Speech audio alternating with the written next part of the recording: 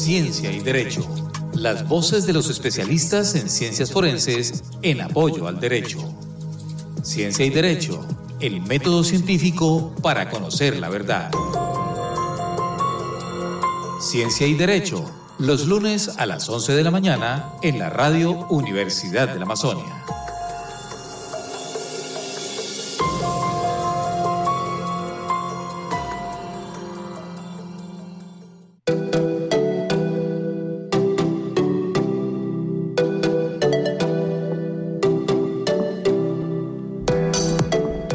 Estimados oyentes, muy buenos días a una nueva emisión del programa Voces de Ciencia y Derecho,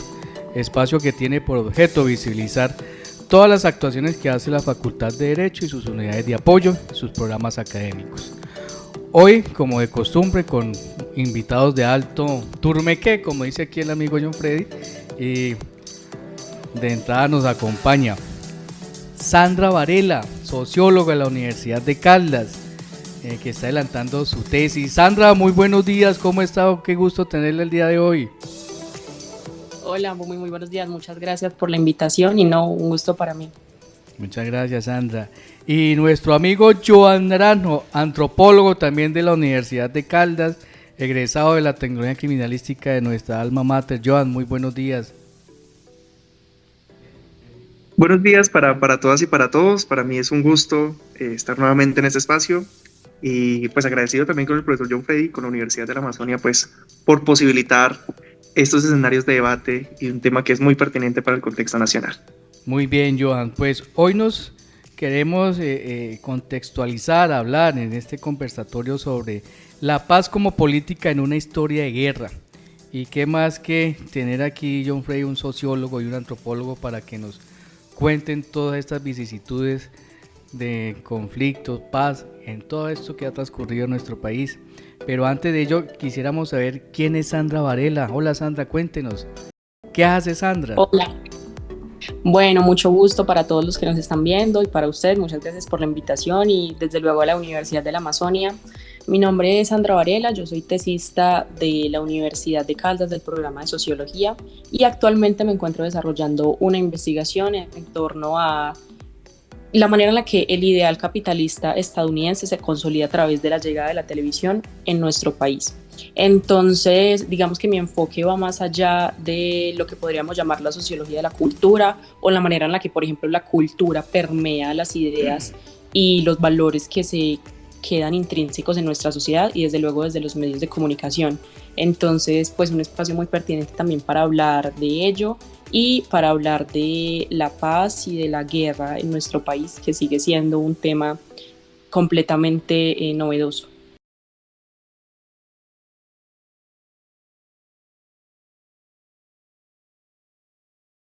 No, ahorita conectándolo un poco con lo que Sandra menciona, la verdad lo que vamos a tocar hoy está también muy relacionado con esta influencia mediática, también de la construcción de estos enemigos locales, internacionales, que de cierta forma justificó pues los inicios de este conflicto. Incluso todas las técnicas de desaparición, de contrainsurgencia, están muy mediadas por estos aspectos también que han un poco deshumanizado al otro y han construido a ese enemigo interno y externo desde una figura monstruosa. Entonces yo creo que también esa influencia podríamos mencionarla desde esa lineecita y abordarla aquí. Entonces para eso estamos. Pero cuéntenos, Joan, que usted ahora es docente en la Universidad de Caldas, anda adelantando su maestría. Cuéntenos algo de todos esos procesos en los que está ahora. A ver, sí, pues actualmente me encuentro vinculado al Departamento de Antropología y Sociología. Estoy aquí como docente de la línea de Antropología Biológica y pues estoy bajo la tutela también pues de la profesora Juliana, la doctora Juliana Gómez, coordinando la línea de Antropología Forense, que toca un poco desde múltiples aristas también el conflicto armado, que ha sido pues uno de los efectos propiamente de esta construcción histórica del conflicto y demás. Entonces, pues si bien vamos desde esa parte más técnica en el abordaje pues de cuerpos humanos esqueletizados, también es importante situar un poco este contexto histórico y de ahí pues la tesis de maestría. Actualmente pues estoy terminando ya ya la maestría en antropología forense y bioarqueología, y toco un poco esto de los patrones lesionales asociados pues de pronto a una escala más específica en el Caquetá, con la convergencia de actores paramilitares y guerrilleros. Entonces pues de ahí va un poco esa conexión también con todo este espacio del conflicto. Bueno, y preciso el tema entonces que queremos tratar hoy, Johan, y pues empezamos hablando que la paz pues es un mandato constitucional, es una obligación de, por lo menos de nuestro Estado, y por ello todos los gobernantes tienen que procurar, ¿no?, hacer lo necesario para ello. Pero en ese ejercicio y a la par que se quiere lograr esa paz total o esa consolidación de la paz, pues siempre hemos visto que eso ha sido como más un manejo político a la par del conflicto, e históricamente pues eso ha sido como un ejercicio más para mostrar unos procesos, buscar votos, tal vez, si ustedes me lo permiten. ¿Eso desde el punto de vista sociólogo se ha estudiado así o tiene otras vicisitudes, Sandra? Bueno, pues digamos que el tema de la paz ahorita es un tema de debate no solo en el mundo político, sino en el mundo académico, y desde luego que se ha hablado de ella, pero hay una tendencia, no solo en la sociología, sino en las ciencias sociales, a hablar de paz desligada de la historia de la guerra o de lo que está sucediendo y de cómo se renueva la guerra en nuestro país. Entonces un poco la propuesta y un poco también lo que vengo a proponer hoy, digamos, es a hablar de la paz, pero siempre ligado a la historia de guerra del país y a la manera en la que, por ejemplo, siempre se tiene que vincular la paz como una política, pero no desconociendo la historia ni las particularidades del conflicto en Colombia, que es un conflicto bien distinto al resto del mundo y que tiene unos actores muy propios que se deben analizar por separado, que quizá ese ha sido el error de muchas de las propuestas de paz al encasillar, digamos, a muchos actores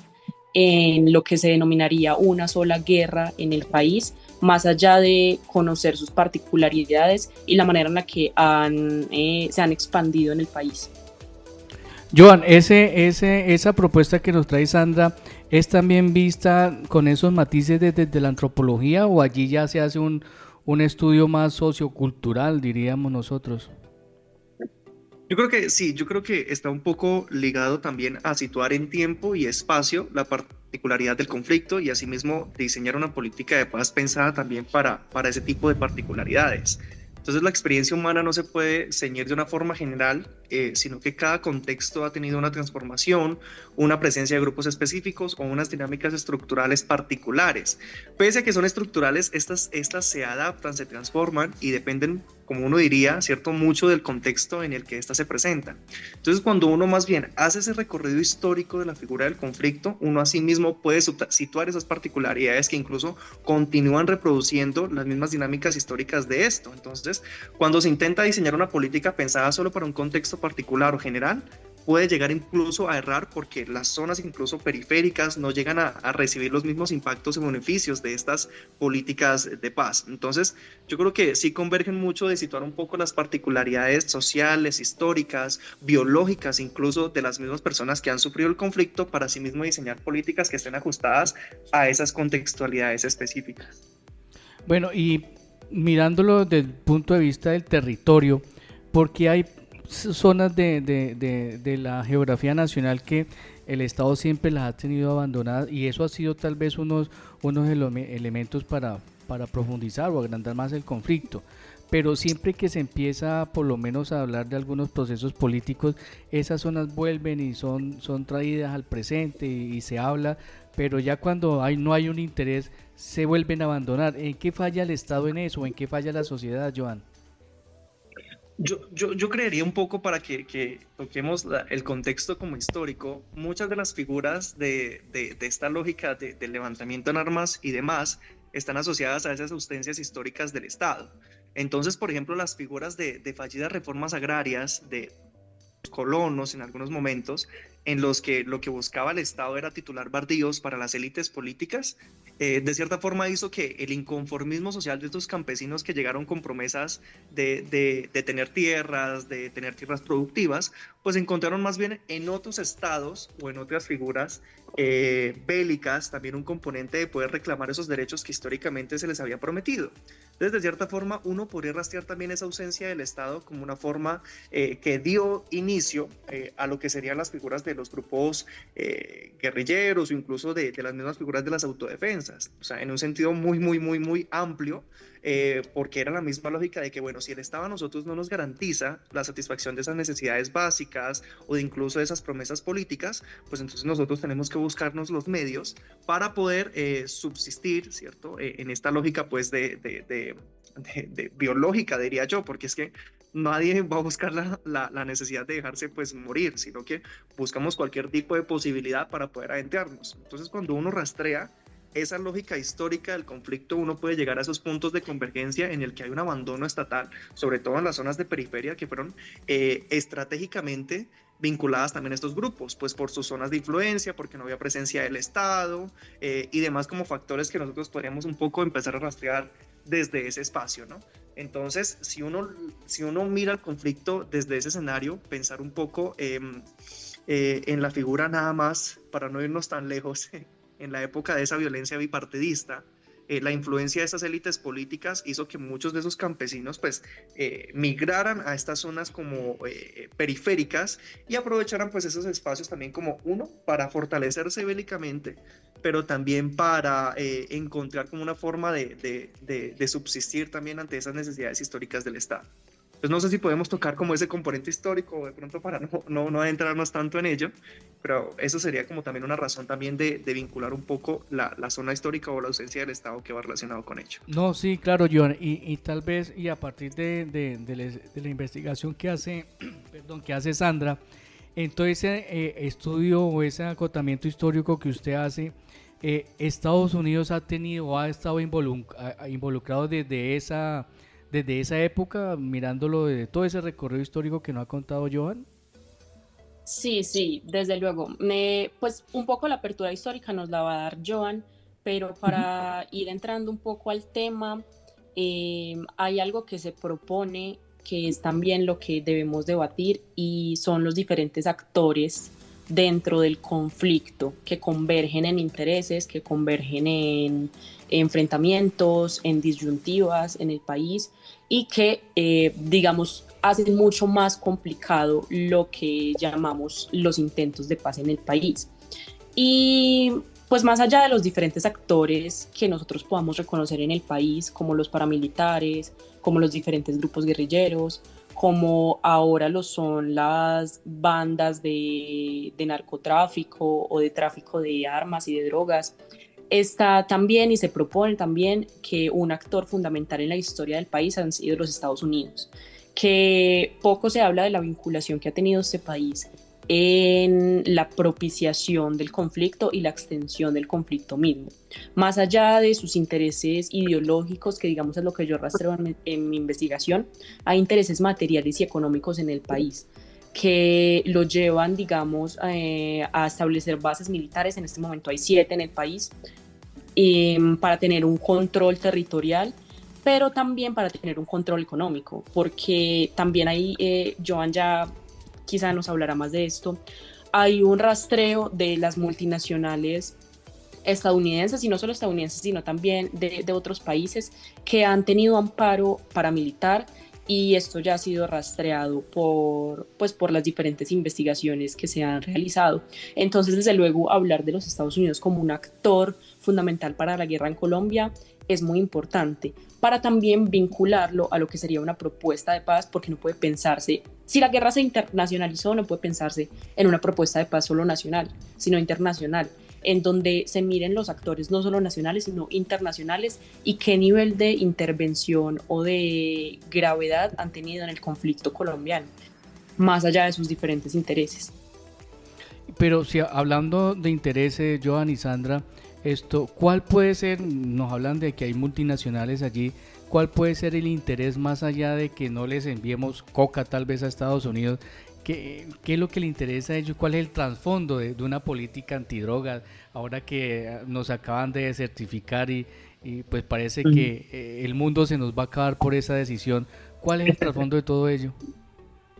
Sí. Pero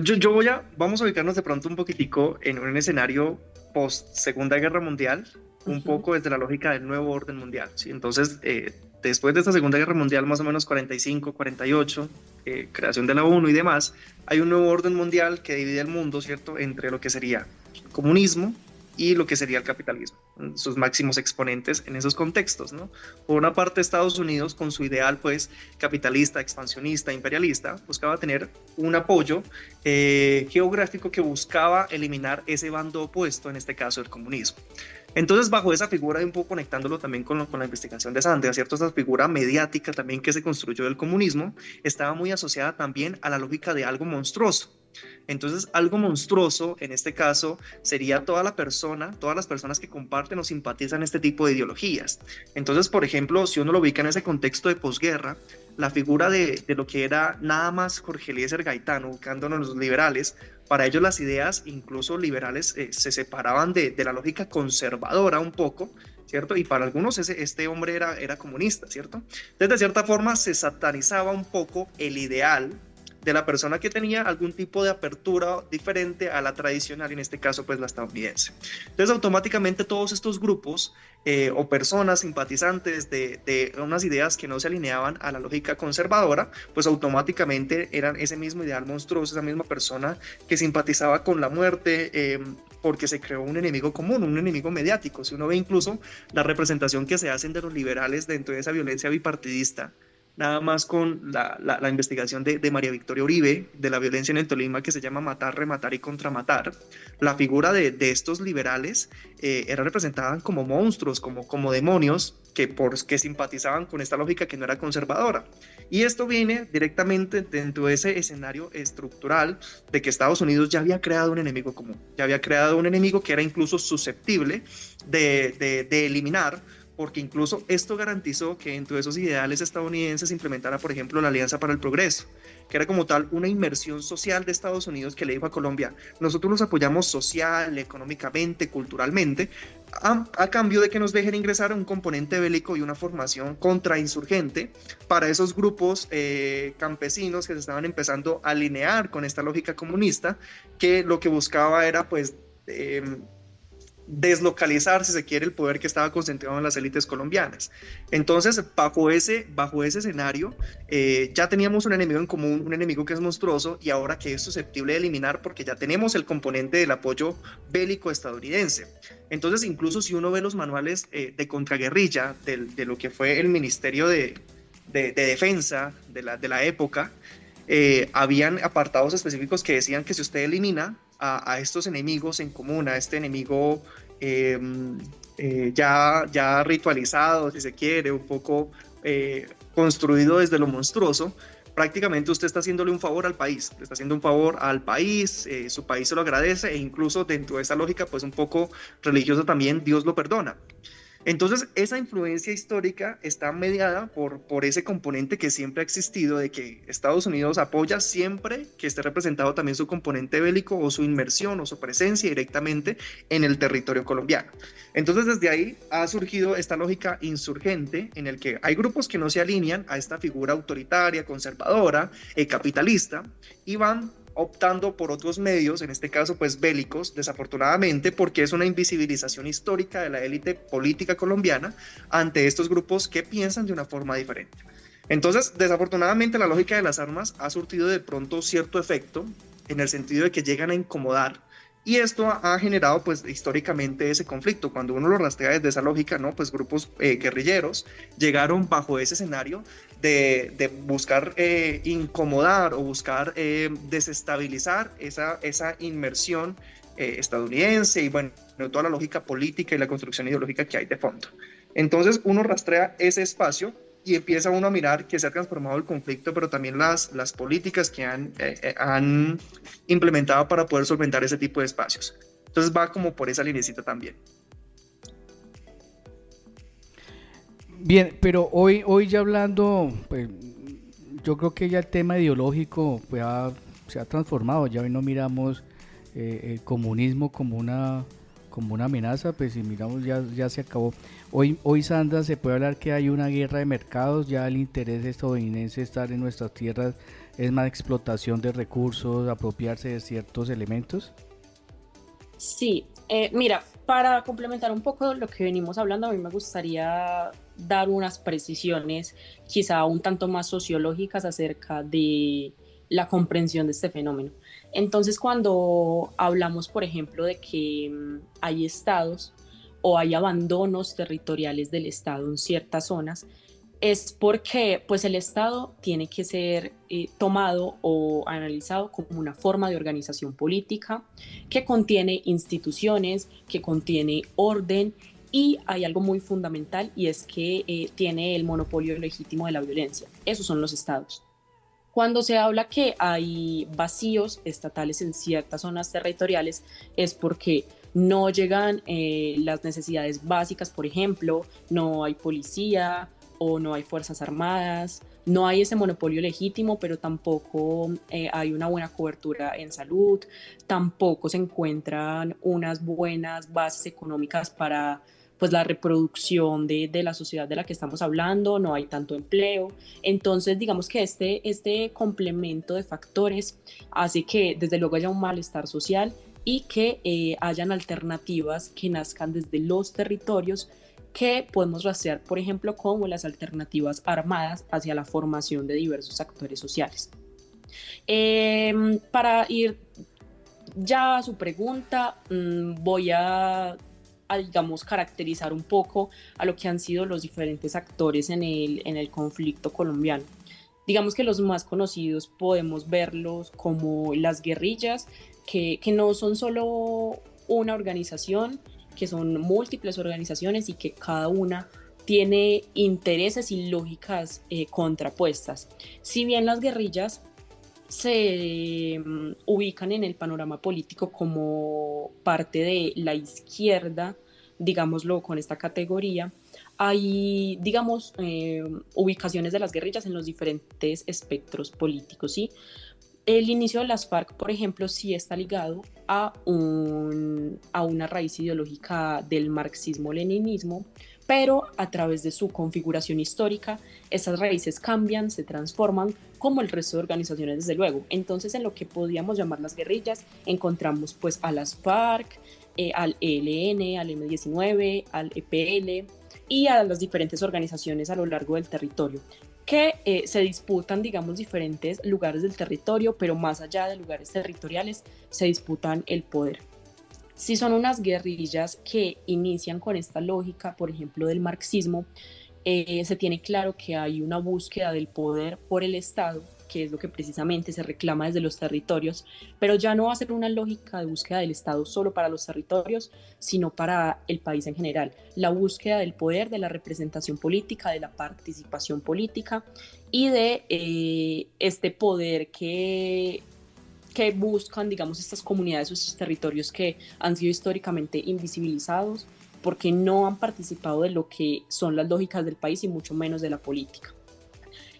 Como, digamos, un segundo actor encontramos también a los paramilitares, que se fortalecen, o digamos el argumento de esa parte de la historia es un enfrentamiento mucho más directo con el fenómeno creciente de las guerrillas, aunque digamos que puede verse desde diferentes puntos de vista, porque pues el paramilitarismo ya lo veíamos desde la historia, por ejemplo, desde la violencia bipartidista ligado al partido conservador, con por ejemplo los chulavitas o los grupos que representaban este poder conservador y que se formaban bajo lógicas paramilitares que no respondían únicamente a una lógica como se conoce después de los 70, 80 antiguerrillera, sino que empezó con una contraposición ideológica contra los liberales y desde luego también contra los comunistas, que empezó a ser también un enemigo común desde el bipartidismo en Colombia. Entonces, digamos que el fenómeno paramilitar se extensifica un poco más de la mano cuando llega el fenómeno del narcotráfico en los 70, 80 más o menos, en donde hay dos grupos muy importantes que empiezan, digamos, a tener un fuerte lugar en el panorama nacional, que es el MAS, que es la muerte a secuestradores, una organización que precisamente buscaba contraatacar a grupos guerrilleros con la excusa de atacar a los grupos de secuestradores de esas lógicas de los guerrilleros, y pues las conocidas AUC, que empiezan a tener mucha más fuerza en los 90, que son las Autodefensas Unidas de Colombia, y que pues desde diferentes ámbitos y de diferentes actores empiezan a tener mucha más acogida dentro de la política, dentro de las fuerzas legítimas del país, como lo son la policía, como lo son el ejército, y de representaciones también políticas en el país, pues con, digamos, la legitimidad de diversos representantes políticos que comienzan digamos, a trabajar con una lógica mucho más similar y mucho más constatable en la historia del país. Ya más o menos también en los 80s, 90s empezamos a rastrear lo que son los cárteles. Los más conocidos, pues el cártel de Medellín y el cártel de Cali, que su lógica principal es el expendio de drogas, ¿sí? O de armas, pero que también empiezan a tener un papel fundamental en el país porque tras la búsqueda, digamos, de este proceso de reconocimiento político, se busca llegar también a la representación política en el país para, digamos, acomodar las leyes un poco a lo que es su actividad económica ilícita en el momento. Y se busca participar desde el narcotráfico fundamentalmente porque hay algo que siempre ha generado en estos sectores como mucha discordancia, y es la extradición hacia los Estados Unidos, que desde luego con todos los acuerdos de Estados Unidos con Colombia, desde el Plan Colombia, por ejemplo, con el ataque al terrorismo y el ataque al comunismo, muchas de estos actores de las organizaciones, sobre todo de las organizaciones de narcotráfico, cuando son imputados, se ven, digamos, develados hacia la lógica de la extradición. Entonces, cuando se busca a partir de la política eliminar ciertos acuerdos que favorezcan al narcotráfico, entran también en la lucha con este resto de actores, con la guerrilla, con la política y desde luego con la población civil. Y el del actor que ya había hablado, pues de los Estados Unidos, que como muy bien lo menciona Joan, entra mucho más en juego en la Guerra Fría, que es la guerra ideológica del comunismo contra el capitalismo, pero también que es una lógica militar y económica. Estados Unidos busca expandirse no solo ideológicamente en los países, es decir, atravesando estas ideas comunistas y este ideal comunista al resto del mundo, sino para establecer también economías y multinacionales propias de su país en el resto de países. Entonces esto también cobra una lógica importante en lo que es el conflicto en Colombia, porque la llegada de estas multinacionales con una lógica económica al país posibilita también la expansión del paramilitarismo para proteger estas bases y estas zonas económicas fundamentales. Algo extensamente conocido, por ejemplo, en la historia, la United Fruit Company, que ha sido ligada extensamente pues, a masacre de la población civil, pero también al financiamiento y a la legitimidad de grupos paramilitares en el país. Entonces, digamos que podemos ver a lo largo de la historia estos múltiples actores y fundamentalmente a los Estados Unidos, que su lógica no solo es ideológica, sino también económica y militar, por, digamos, la intromisión a la soberanía de los países que se puede materializar con las bases militares que tiene a lo largo de gran parte de Latinoamérica y desde luego de Colombia. Muy bien, Sandra y Joan, vamos a hacer una pausa musical y regresamos con más sobre esta historia del conflicto y políticas de paz.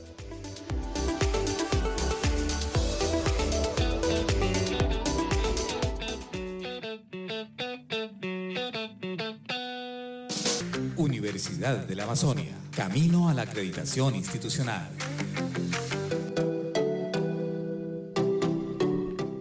Estimados oyentes, continuamos en la mañana de hoy, lunes 22 de septiembre, con la compañía de la socióloga Sandra Varela de la Universidad de Caldas y el antropólogo Joan Naranjo, también de la misma alma mater, también hijo de esta casa. Y veníamos hablando sobre toda esa problemática que ha generado el conflicto y la influencia que ha tenido ciertos estados en esa dinámica. Y a partir de todos esos conflictos, Sandra y Joan, pues llegaron unos procesos de paz, unos exitosos, otros no. ¿Cómo fue esa dinámica? ¿Qué positivo tuvo? ¿Qué es lo que hay que rescatar de algunos procesos y de lo que está viviendo ahora? Bueno, pues digamos que hay que hacer un rastreo histórico de los intentos de paz que han existido en el país. Y si hablamos del primero, pues tenemos que remitirnos al gobierno de Belisario Betancur del 82 al 86, que fue, digamos, el primer intento de paz en el país, pero que se ve obstaculizado por una creciente influencia pues expansión del paramilitarismo en el país, y también porque se empiezan a formar diferentes panoramas políticos en torno a otras representaciones partidistas. Entonces, con las FARC y con el Partido Comunista se empieza a generar una organización política denominada la UP, que justamente en este periodo es exterminada masivamente como partido. Esto significa una exterminación no solo física, sino la búsqueda de la exterminación ideológica, es decir, la finalización de estos ideales comunistas en el país, que desde luego obstaculizan ese primer intento de paz en el país. Y con la influencia de diferentes actores, desde luego, de los conservadores, del paramilitarismo, de la extrema derecha en el país, que entran en juego ya muchos más actores por la creciente violencia que se tiene con este intento de paz. El segundo proceso se da en el gobierno de Virgilio Barco en el 86 y es denominado, por ejemplo, como la paz imprevista. Este es caracterizado porque hay un auge de la violencia, pues es el auge de la violencia desde el paramilitarismo del final de los 80 al inicios de los 90, en donde aparecen los cárteles del narcotráfico, en donde aparece en escena también los Castaño como jefes de las AUC en el país, y se da una negociación con el M-19 que sí se logra desmovilizar en ese primer momento y entra a la política. Y aunque empiezan, digamos, unas conversaciones para pues este cese de paz con este grupo en específico, hay un panorama político mucho más extenso que va a venir ya en el 91 en el gobierno de César Gaviria. Cuando fichamos, por ejemplo, el 91 en la historia del país, es conocido precisamente por la creación de esta nueva constitución, de la constitución que hoy nos rige como la constitución de 1991, que se conoce como la más plural, la más diversa, la que da paso, digamos, a la diversidad y al reconocimiento de diferentes sectores que no habían sido reconocidos en anteriores constituciones, pero va a tener una importancia política fundamental porque el M-19 y el movimiento de la Sexta Papeleta van a ser, digamos, parte importante de esta organización y de estas conversaciones. Se dan unos diálogos con las FARC, con el ELN, con el EPL, pero es rechazada pues este intento de paz por diferentes sectores que temen perder el poder, pues específicamente por sectores que han tenido históricamente el poder, y ante la amenaza de cederle poder a otros sectores que no lo han tenido, pues hay una confrontación directa. Entonces vamos viendo una recurrencia histórica y es el poder, que es de lo que poco se habla, y creo que es uno de los puntos fundamentales en los que la mayoría de procesos de paz han escaseado, y es en el hablar del poder. El problema no necesariamente son las lógicas ideológicas de los diferentes actores armados o no armados del país, sino la reclamación de poder y la reclamación del Estado que cada uno tiene. Cuando se habla, por ejemplo, de la lucha por el poder, se habla de que hay unos actores que históricamente lo han tenido, ¿sí? Las élites, los terratenientes y diferentes sectores territoriales, específicamente el centro del país, que cuando ven peligrando ese poder que tienen históricamente económico, político, ideológico, pues van a ir a muerte por conseguir este poder. Y los sectores desfavorecidos que nunca han tenido ese poder, desde luego también están dispuestos a dar su vida por adquirir ese poder o al menos esa representación política que se tiene. Entonces, digamos que ya finalizando los 90 con Ernesto Samper, también seguimos con los diálogos de paz con las FARC y el ELN, y ya un proceso bien conocido que viene en el 2002, de 2002 a 2010, con el gobierno de Álvaro Uribe Vélez, que es una paz de la que se habla, pero militarizada, es decir, un contraataque físico a las Fuerzas Armadas, específicamente guerrilleras del país, que logra, digamos, su extensión de la guerra militarizada para posibilitar que las guerrillas abandonen sus zonas históricas de lucha para irse mucho más a los límites del país, que empiezan también a configurar la guerra internacional por la colaboración con países vecinos como Ecuador o Venezuela, por precisamente esta guerra llevada a los límites del país. Entonces hay un periodo fundamental aquí porque pues ya por las investigaciones que hemos tenido en el país después de el proceso de paz de Juan Manuel Santos del 2015-2016, se conoce que durante el periodo de gobierno de Álvaro Uribe, pues esta paz militarizada, esta búsqueda de exterminio al enemigo interno,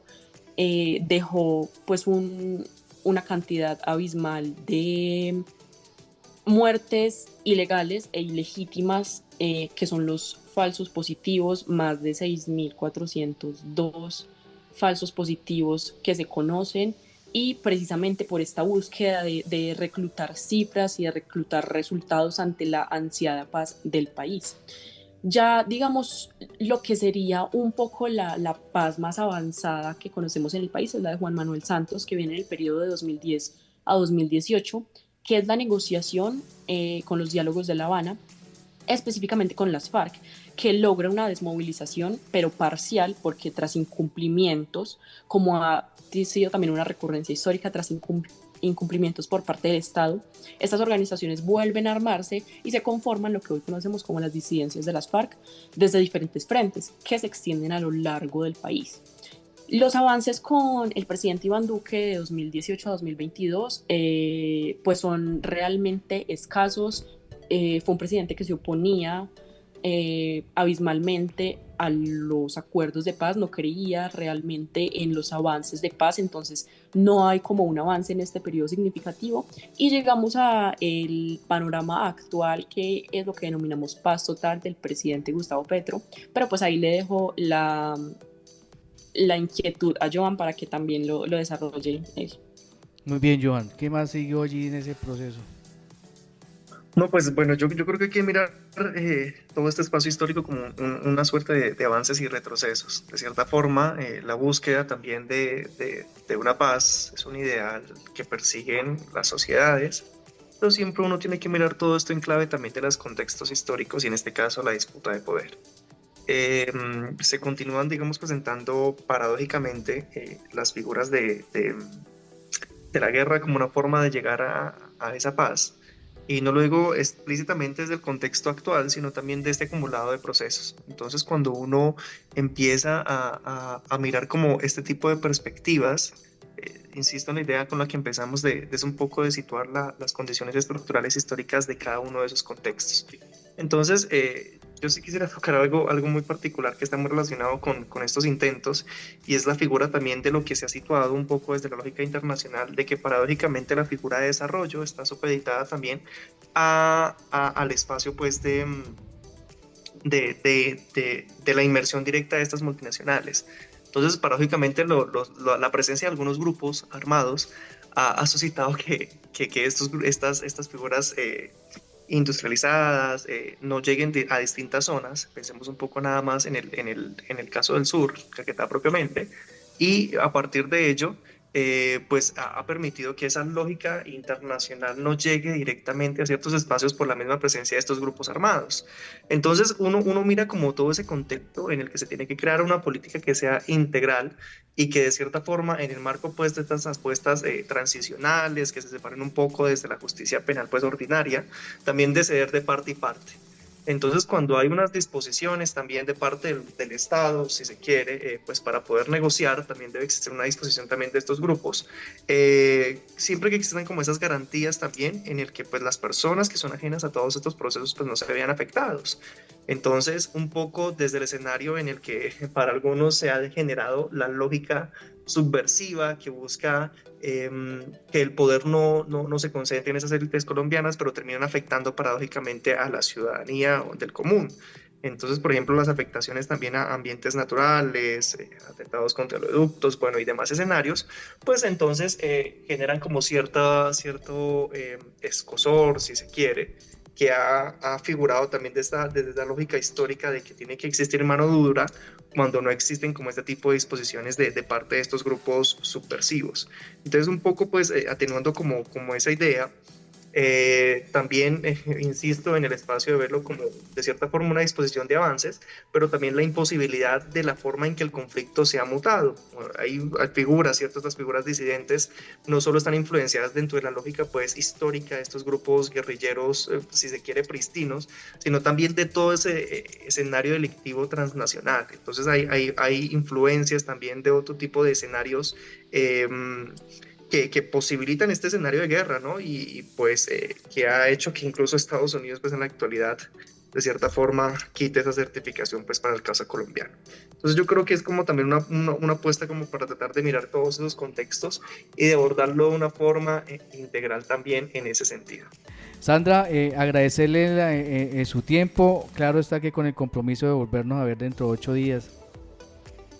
Sí, así, no, muchas gracias a ustedes y desde luego pues es un tema que en una hora no vamos a abarcar, pues porque es un tema histórico ya intrínseco al país, pero que desde luego lo que se busca es, digamos, encontrar estas interrogativas acerca de lo que ha sido la guerra en el país, los intentos de paz que se han tenido y desligarlo un poco de los discursos que vemos a través de los medios de comunicación o de las grandes élites o del discurso estatal, sino realmente darnos a la tarea de ver qué es lo que ha pasado en el conflicto colombiano, tomar una posición respecto a este y evidenciar cuáles son los retos que vienen para el país, porque pues quedamos también con el tema abierto de lo que es la paz total, que es lo que se está desarrollando en el gobierno actual y pues todo lo que ha venido también aconteciendo a lo largo de estos años respecto a la guerra, respecto a la paz, y no solo hablando de la academia, sino la vida cotidiana, porque es un tema que no debe tratarse como un tema meramente académico, sino que es un tema pertinente para todos nosotros, porque la guerra se está extendiendo y si bien la guerra es históricamente rural, pues en el momento en el que se urbanice y que llegue a nosotros, no vamos a saber cómo estar frente a ella y es importante empezar a hablar desde luego de todo lo que acontece en el país por esto mismo. Joan, muchas gracias por acompañarnos hoy. No, profe, a usted muchísimas gracias por la invitación. Sin duda, pues, un espacio muy oportuno para, bien como lo menciona Sandra, ¿cierto? Muy para que nos compete a todos, sí, que nos compete a todos desde la academia, desde lo político, desde lo jurídico, desde lo social y desde lo cotidiano. Sí, estamos hablando de un escenario que históricamente nos ha impactado, que es generacional, que se transforma, ¿cierto? Y que eventualmente pues requeriría que todos estemos muy preparados con un lente crítico,